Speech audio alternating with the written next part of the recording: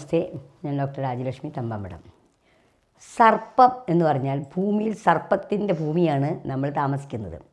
ഈ സർപ്പം എന്ന് പറഞ്ഞാൽ സർപ്പം അനുകൂലമായാൽ വാരിക്കോരി തരും. സർപ്പം പ്രതികൂലമായി കഴിഞ്ഞാൽ നമുക്ക് ഇല്ലാത്ത കാര്യങ്ങൾ ആദ്യം തന്നെ നമുക്ക് സ്കിൻ ഡിസീസ് വരും. സ്കിൻ ഡിസീസ് വരുമ്പോൾ നമ്മൾ മനസ്സിലായിക്കോളാം, ഡോക്ടറെ കണ്ടാലും മാറില്ല. അപ്പോൾ സർപ്പത്തിന് ദോഷമുണ്ട്. സർപ്പദോഷം വന്നാൽ സന്താനങ്ങൾക്ക് പ്രശ്നം വരും. അതേപോലെ തന്നെ കർക്കിടകത്തിലും വൃശ്ചികത്തിലും സർപ്പം വരുമ്പോൾ അവർക്ക് ക്യാൻസർ പോലുള്ള അസുഖങ്ങൾ വരാൻ സാധ്യതയുണ്ട്, ഉറപ്പല്ല. പക്ഷെ ഒരു പരിധി കഴിയുമ്പോൾ രാഹുദശ വരികയാണെങ്കിൽ അവരത് പരിശോധിച്ചാൽ നന്നായിരിക്കും. കാരണം ഈ ക്യാൻസർ പോലത്തെ അസുഖങ്ങളൊക്കെ വരാൻ സാധ്യതയുണ്ട്. ഇതൊക്കെ സർപ്പദോഷം കൊണ്ട് വരുന്ന രോഗങ്ങളാണ്. ഈ ക്യാൻസറും അതുപോലെ തന്നെ ത്വക്ക് രോഗങ്ങളും, സന്താനമില്ലായ്മ, സന്താനമുണ്ടായി തന്നെ അത് അബോട്ടായി പോവുക, അതുപോലെ ജനിച്ചു കഴിഞ്ഞാൽ തന്നെ അംഗവൈകല്യങ്ങൾ ഉണ്ടാവുക, ഇതെല്ലാം സർപ്പത്തിൻ്റെ ദോഷം കൊണ്ടാണ്. അപ്പം നമ്മൾ ഈ കുട്ടികളുടെ അതുപോലെ തന്നെ നേരത്തെ കാലങ്ങളിലുള്ളതാണ്. കുട്ടികൾ 3 കൊല്ലം കഴിഞ്ഞിട്ട് കുട്ടികളുടെ അതിൽ മണ്ണാർശാല എന്ന നാഗക്ഷേത്രത്തിൽ ഉരുളി കമത്തുന്ന സംഭവമായുണ്ട്. അതുപോലെ തന്നെ അവിടെ ആ മണ്ണാറശാലയിൽ പോയി വഴിപാട് കഴിക്കുകയും അവിടെ പ്രത്യേകമായ വഴിപാട് കഴിക്കുകയും ഉരുളി കമത്തുകയൊക്കെ ചെയ്താൽ സന്താനങ്ങൾ ഉണ്ടാകുന്നുണ്ട്. അപ്പോൾ സന്താനങ്ങൾക്ക് ഐശ്വര്യമുണ്ടാവാനും ത്വക്ക് രോഗങ്ങൾ മാറാനും ക്യാൻസർ പോലത്തെ അസുഖങ്ങൾ വരാതിരിക്കാനും സർപ്പപ്രീതി അഭികാമ്യമാണ്. ഇപ്പോൾ നമ്മളിപ്പോൾ ഒരു സ്ഥലം വാങ്ങിച്ചു, അപ്പോൾ അവർ സർപ്പത്തിനെ കൊണ്ടുപോയി എന്നൊക്കെ പറയും. പക്ഷേ ആ സർപ്പമൊന്നും പോകുന്നില്ല, ചില സർപ്പമൊന്നും പോവില്ല, അവിടെ തന്നെ ഉണ്ടാവും. അങ്ങനെ വരുമ്പോൾ ഇപ്പോൾ നമ്മളിപ്പോൾ ഒരു വീട് വെച്ചു. എനിക്ക് നല്ല അനുഭവങ്ങളും എനിക്ക് ഒരുപാട് അനുഭവ പരിചയമുണ്ട്. ഇതുപോലെ ഒരു കുട്ടിക്ക് ഇതുപോലെ തന്നെ കുട്ടി ജനിച്ചിട്ട് കുട്ടിക്ക് ഭയങ്കരമായ അസുഖം. അത് ആ കൊച്ചു കുട്ടികൾക്ക് വരുന്ന അസുഖമല്ല. അപ്പോൾ ഡോക്ടറെ കാണിച്ചപ്പോൾ ഡോക്ടർക്കും പറയാൻ പറ്റില്ല. അപ്പോൾ നോക്കിയപ്പോൾ എന്താ കണ്ടത്? സർപ്പദോഷം. കാരണം അവിടെ ഒരു സർപ്പം ഉണ്ടായിരുന്നു, പക്ഷേ ആരാധനയൊന്നും ഉണ്ടായില്ല. അവിടേക്ക് ഈ കുട്ടിയുടെ തുണികളൊക്കെ കഴുകിയ വെള്ളമൊക്കെ ഒഴിക്കുമായിരുന്നു. പരിഹാരം എന്താ ചെയ്യേണ്ടത്? സർപ്പബലി നടത്തുക. പാമ്പമ്മയ്ക്കായിട്ട് പോയി സർപ്പബലി നടത്തും. സർപ്പദോഷം വന്നാൽ സർപ്പബലി നടത്തുക, പാൽപ്പായസ ഹോമം നടത്തുക, അതുപോലെ സർപ്പരാജ ഹോമം നടത്തുക. ഇങ്ങനെയൊക്കെ ചെയ്യുമ്പോഴാണ് സർപ്പദോഷത്തിന് കാഠിന്യമനുസരിച്ച് നമ്മൾ ചെയ്യണം. സർപ്പദോഷത്തിന് കാഠിന്യം, ഇപ്പോൾ നല്ല വൃക്ഷങ്ങളൊക്കെ വെട്ടി നമുക്ക് അത് ജാതകം നോക്കുമ്പോൾ അറിയാം, അല്ലെങ്കിൽ കബഡി വെച്ച് രാശി വെച്ച് നോക്കുമ്പോൾ അറിയാം എങ്ങനത്തെ സർപ്പത്തിന് ദോഷം വന്നിരിക്കുന്നതെന്ന്. ചിലപ്പം മരം വെട്ടി മുറിച്ചിട്ടുണ്ടാവും. ആ മരം വെട്ടി ഇപ്പോൾ അതിനകത്ത് സർപ്പത്തിൻ്റെ മുട്ടകളൊക്കെ ഉണ്ടായിട്ടുണ്ടാവും. അത് സന്താനം ഉണ്ടാവാനായിട്ട് ബുദ്ധിമുട്ടുണ്ടാവും. പിന്നെ ചിലർക്ക് വെള്ളത്തിലേക്ക് സർപ്പങ്ങളൊക്കെ ഊന്നിട്ടുണ്ടാവും. ഇങ്ങനെയുള്ള ദോഷങ്ങൾ നമ്മൾ ഇന്ന് ചെയ്യണതല്ല, പൂർവികമായി വന്നിരിക്കുന്ന ദോഷങ്ങൾ. നമ്മൾ ജനിക്കുന്നത് എങ്ങനെയാണ്? സഞ്ചിത പാപകർമ്മങ്ങളും സഞ്ചിതമായ പുണ്യകർമ്മങ്ങളും നമ്മൾ ജനിക്കുന്നത് തന്നെ.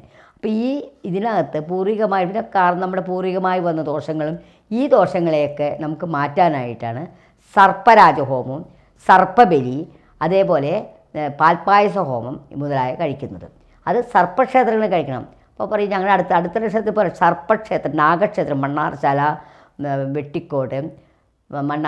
വെട്ടിക്കോട്, അനന്തങ്കാട്, പാമ്പമ്മയ്ക്കാട്ട്, ആമേട, പെർളശ്ശേരി, അതുപോലെ പാതിരാക്കാട്ടുപറ, അനവധി നാഗക്ഷേത്രങ്ങളുണ്ട്. ഈ ക്ഷേത്രങ്ങളിൽ തന്നെ കഴിച്ചാലേ അതിന് ഫലം കാണുകയുള്ളൂ. അപ്പോൾ അതേപോലെ രാഹുർദശ എന്ന ദശയുണ്ട്, എല്ലാവർക്കും ജാതകത്തിലുണ്ടാവുന്നതാണ്. ഇപ്പോൾ തിരുവാതിര, ചോതി, ചതയംകാർക്ക് ജനിക്കുമ്പോൾ തന്നെ രാഹുദശയായിരിക്കും.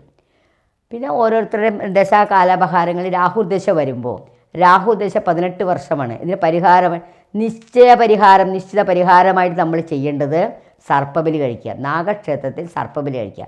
നമ്മുടെ പ്രദേശത്തുള്ളത് നമുക്ക് എവിടെയാണ് ഉള്ളത് വെച്ചാൽ അവിടെ പോയി സർപ്പബലി കഴിച്ചാൽ ഇതിന് മാറ്റം വരും. കാരണം ചൊവ്വാദശ കഴിഞ്ഞിട്ട് രാഹു വരുമ്പോഴേക്കും പഠിച്ചിരുന്ന് ചിലപ്പോൾ പിള്ളേർ പഠിക്കില്ല, ചിലപ്പോൾ കൂട്ടുദോഷം വരും, മദ്യപാനത്തിനോ ലഹരിയോട് അടിമയാവും.